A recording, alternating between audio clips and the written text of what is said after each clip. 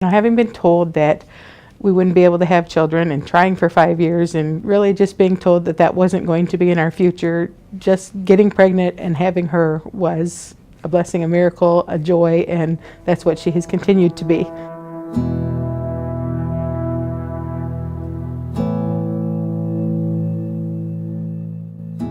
At my first ultrasound, the ultrasound tech said she needed to get the doctor. And I suspected that something was wrong. The doctor looked at it for what seemed like a few seconds and then left. They both left. And I sat in the room thinking, what's wrong? The doctor came back in and said, I think this baby has trisomy 21 or Down syndrome. I'm going to refer you to Iowa City for a level 2 ultrasound, and they can tell you more about it there. All of my OB care from then on and up to delivery was done here. It affects people differently when they find out things like your daughter's going to have Down syndrome, but for me it actually was not a big issue because I felt blessed that we were going to have a child. It was a scary thing, but we knew that we'd prayed for that child, and we knew that no matter what, it was going to be okay. Right after she was born, she was in the NICU unit for a little over a week, and she did have 2 heart defects that neither one required surgery, which was a big deal for us because over 50% of kids with Downs do have heart defects that require open heart surgery. So we were blessed and fortunate that that wasn't our situation at the time. Things changed when she was close to 3 years old. She had a seizure. I got a call, and they'd taken Emma by ambulance to the hospital, and they were able to determine she had some other problems. It's probably something we're going to deal with the rest of her life. That's okay as long as she gets the care she needs. We started 2 different medicines, one once a day and one 4 times a day. 6 months later, she was at preschool, and the teacher called me and said that she was throwing up. So I went to get her, and she threw up on the way home, got her to bed, slept all day, slept all the next day. I called her ped, got her in. He saw her and said, it's probably just a virus, probably get over it in a day or 2. Let her keep sleeping. 2 more days passed. I would wake her up to give her something to eat, give her medicine, and she'd go back to sleep. And the pediatrician had said on Wednesday, if she's not better on Friday, come back and I want to see her. Well, I called his office Friday morning and they said he was out sick.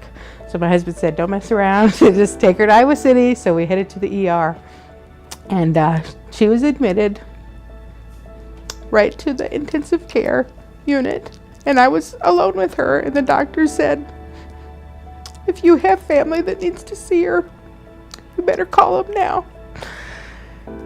That was the first really scary experience when I understood that we might have waited too long, and I didn't know.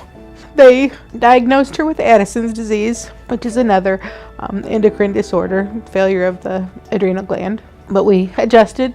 It was our new normal, and things were stable for 3 years. And then she was 7, had been potty trained for several years, and all of a sudden she was wetting the bed every night. And I mentioned it to our endocrinologist at just one of our regular appointments.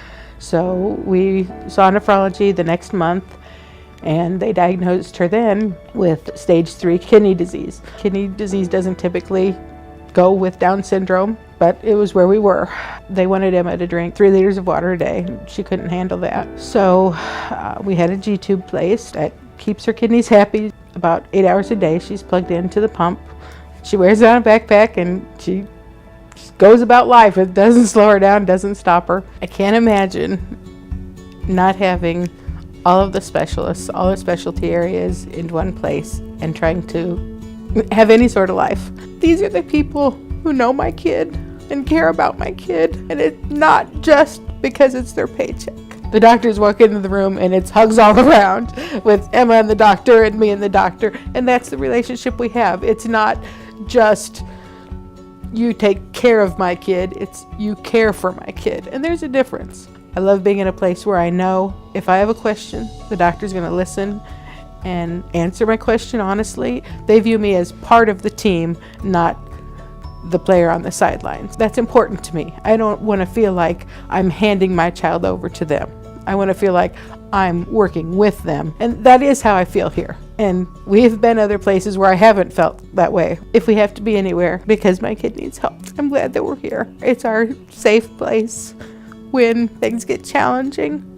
Emma and her health challenges have taught me that every day is a gift and not to waste it, because we don't know what tomorrow will be. I want to be around her as much as possible because she makes me a better person. If there's one thing I tell parents now who get the prenatal diagnosis, it's so much different than what you think.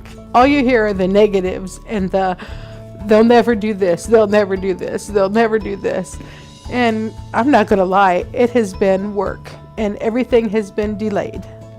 But Emeline walks, Emeline talks, Emeline feeds herself. She has big dreams, and it might take her longer than her peers to do them, but she's gonna do them. My doctor take care of me. Taking care of me.